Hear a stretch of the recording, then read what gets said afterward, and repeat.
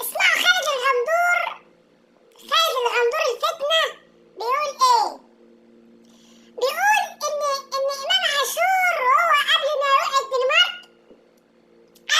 الدنمارك، بيقولك ان هو كان بيعيط وبحب النادي ومش عارف ايه والكلام ده وزغري والكلام ده. طب انا اقول لك على حاجه، هو كان بيعمل كده عشان انتوا نادي فاشل، مفيش مبادئ، مفيش كرامه، في قله ادب. واحد يقول انت جايب شبشب والتاني يقول لك انت جايب شبشب مقطوع.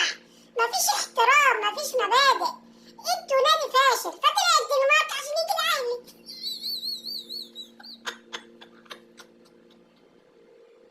انا مش عارف بصراحه امام عاشور ساعات واحد قال عمل لكم ايه. الواحد هو لاعب حر يا اخي، مش عايز يلعب في نادي الزمالك، شايف ان الاداره فاشله وكل فاشل هناك.